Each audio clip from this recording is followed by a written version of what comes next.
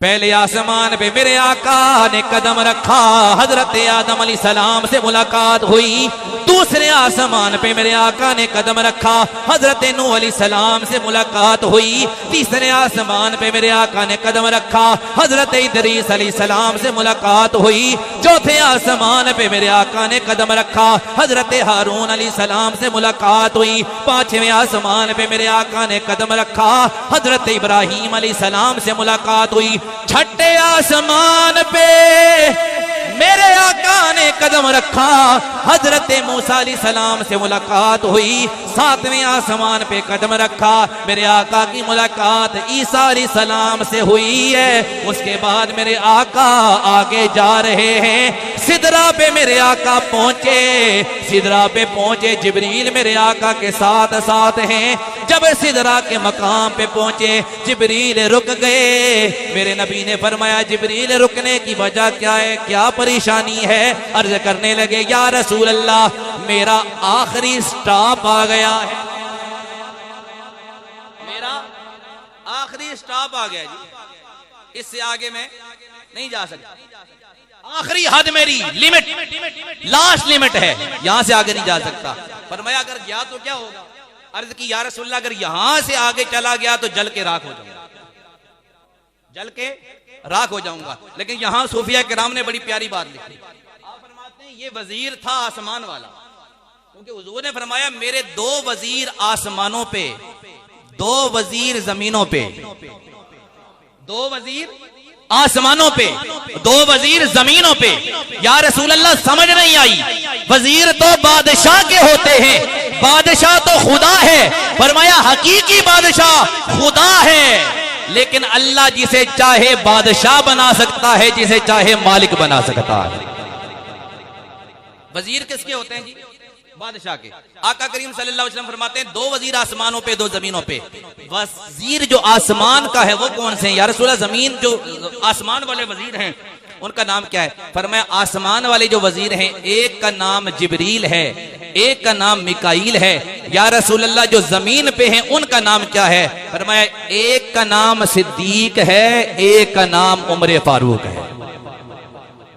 ये जमीन वाले वजीर हैं।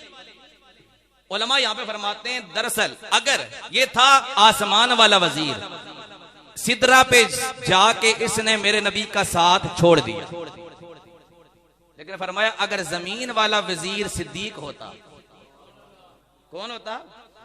फरमाया, अगर जमीन वाला वजीर सिद्दीक होता, अगर वो मेरे नबी के साथ होता, तो सिद्दीक कहता, या रसूल अल्लाह, बेशक मेरी ये आखिरी हद है, अगर इधर से आगे जाऊंगा जल के राख हो जाऊंगा।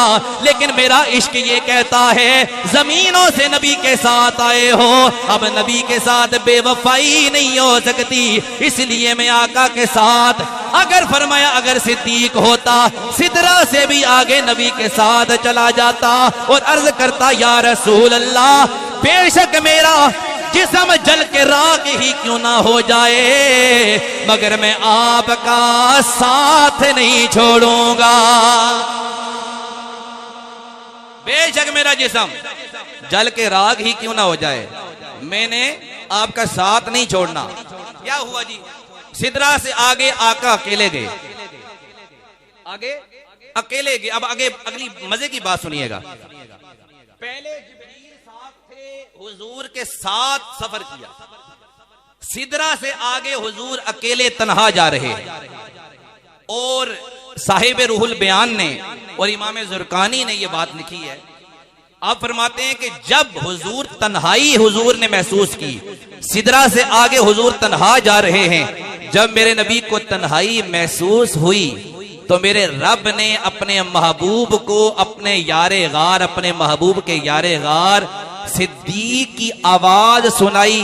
मेरे नबी ने जब सिद्दीक की आवाज सुनी तो मेरे नबी की सारी तन्हाई महसूस होना खत्म हो गई, तन्हाई का मामला खत्म हो गया। जब अपने यारे गार की आवाज सुनी मेरे आका ने, तो फिर मेरे आका की तन्हाई का जो परेशानी थी वो खत्म हो गई और हुजूर आगे बढ़ते गए। पता लगा अबू बकर वो है, अर्शों पे मेरे आका जा रहे हैं, वहां भी रब ने अपने महबूब को अबू बकर की आवाज सुनाई। ये शान सिद्दीक है। आगे हुजूर जब चले ला मकाम पर पहुंच गए। ला मकाम का मतलब है कोई जगह ना होना जहां पे आप कोई सिमत मुकर्रर ना कर सकें, दाएं बाएं आगे पीछे ऊपर नीचे, जहां कोई सिमत मुकर्रर ना कर सकें उसे कहते हैं ला मकाम। ला मकाम जहां जगह का भी आप नहीं कह सकते, वो ला मकाम का मकाम जहां आका जा रहे हैं। और फिर रब की बारगाह में जब पहुंचने लगे, रब की कुर्बतों में जलवागर होने लगे, तो अल्लाह की आवाज आई, उदनु मिन्नी या मोहम्मद, ए मेरे महबूब करीब आते जाओ। क्या करो? करीब आते जाओ। मेरे आका अल्लाह मकाम पे पहुंचे, अल्लाह की आवाज आई, उदनु मिन्नी या मोहम्मद, ए मेरे महबूब मेरे करीब आओ। मेरे आका करीब आते गए, करीब आते गए, करीब आते गए। अल्लाह फरमाता है मैं और मेरा महबूब इतने करीब हो गए जिस तरह दो कमाने करीब होती हैं। अल्लाह ने कुरान में ऐलान फरमा दिया, वकाना क़ाब कौसैनी औ अदना।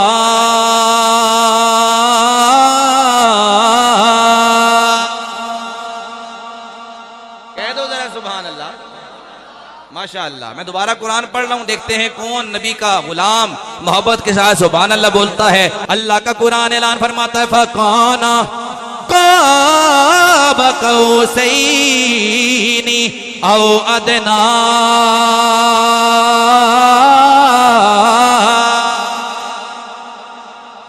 अल्लाह ने फरमाया मैं और मेरा महबूब इतने करीब हो गए जिस तरह दो कमाने एक दूसरे के करीब होती हैं। उलमा फरमाते हैं अल्लाह ने कमानों की मिसाल क्यों दी? इसलिए कि अल्लाह ने उस जमाने की मिसाल दी। उस जमाने का रवाज था जब दो लोगों की आपस में दोस्ती होती, दो ग्रोहों का आपस में दोस्ताना ताल्लुक बन जाता।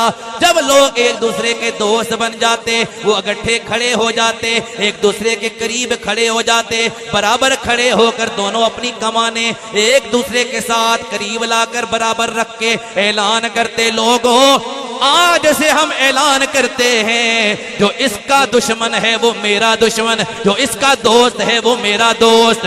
अल्लाह ने इसी तरह दो कमानों की मिसाल दे के फरमाया, जब मेरा महबूब मेरे करीब हो गया, हम एक दूसरे के करीब हो गए। फरमाया मैं ऐलान कर रहा हूँ, दो कमानों का फासला रह गया। फरमाया मिसाल इसलिए दे रहा हूँ, जमाने की तरह मिसाल दे रहा हूँ। ऐलान ये है आज के बाद जो मेरे महबूब का दोस्त होगा वो मेरा दोस्त होगा, जो मेरे महबूब का दुश्मन होगा वो मेरा दुश्मन होगा।